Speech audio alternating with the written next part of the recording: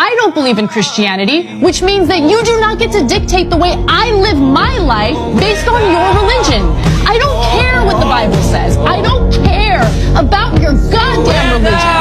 I'm so tired of having non-stop conversations about what the Bible says. You live your life in the way that you interpret the Bible.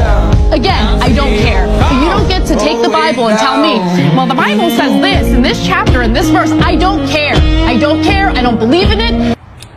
Okay, so I know that there are a lot of people that are wondering why it seems like believers in God are always trying to like tell other people about it. It's like, why not just keep it to yourself, right?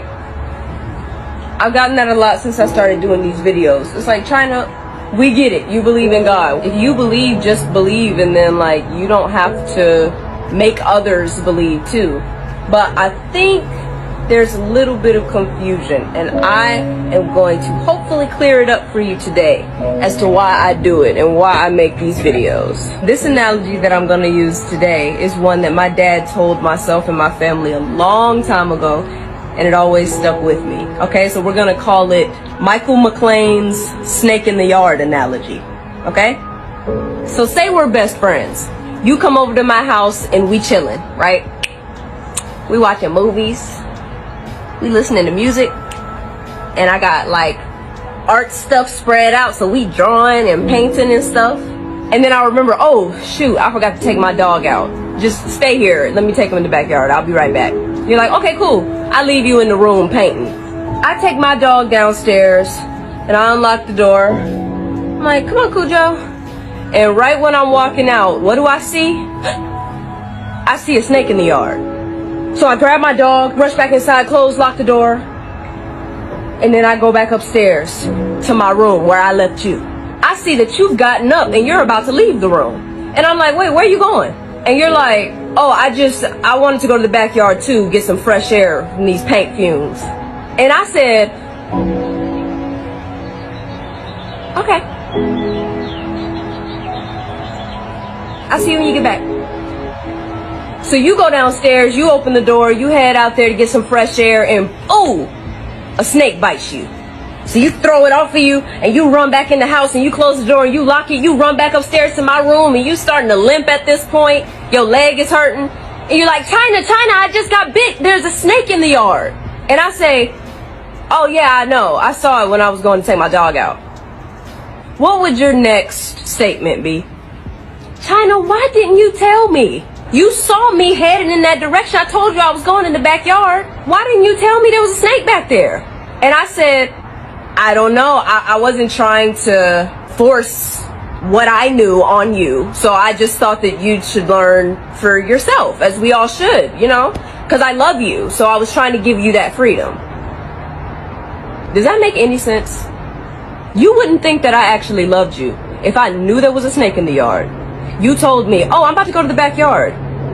And I just let you wander on back there without warning you of the danger. Now, if you told me, oh, I'm going to the backyard to get some air. And I said, oh, no, don't go back there. I just saw a snake back there. Would giving you that information be forcing something down your throat? Forcing my beliefs on you? No, it's showing you that I love you and I care about what happens to you. I do videos talking about God to warn you about the snake in the yard. That's the point. I was headed in the backyard. By the grace of God, I got away from the snake before it bit me. Now I see others heading towards the backyard. I know there's a snake back there, and so I'm just warning you and letting you know, yo, there is danger in that direction. And now you have a choice to make. It's as simple as that.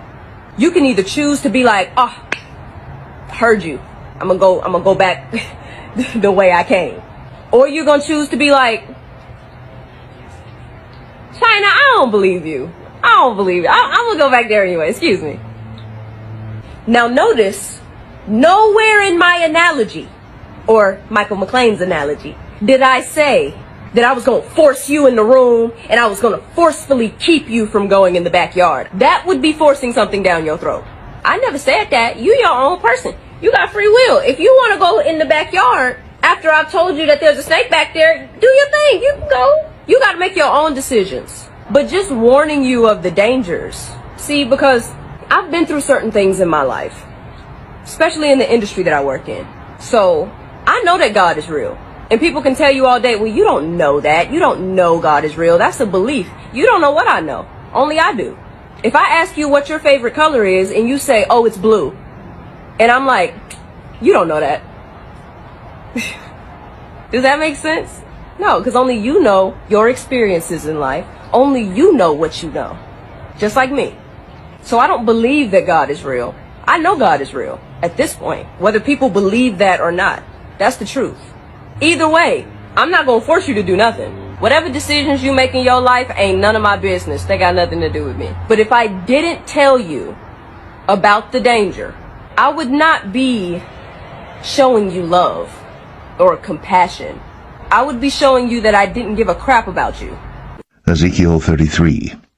Again the word of the Lord came unto me, saying, Son of man, speak to the children of thy people, and say unto them, When I bring the sword upon a land, if the people of the land take a man of their coasts, and set him for their watchman, if when he seeth the sword come upon the land, he blow the trumpet and warn the people, then whosoever heareth the sound of the trumpet, and taketh not warning, if the sword come and take him away, his blood shall be upon his own head.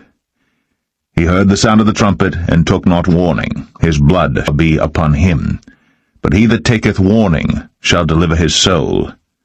But if the watchman see the sword come, and blow not the trumpet, and the people be not warned, if the sword come, and take any person from among them, he is taken away in his iniquity, but his blood will I require at the watchman's hand. So thou, O son of man, I have set thee a watchman unto the house of Israel. Therefore thou shalt hear the word at my mouth, and warn them from me.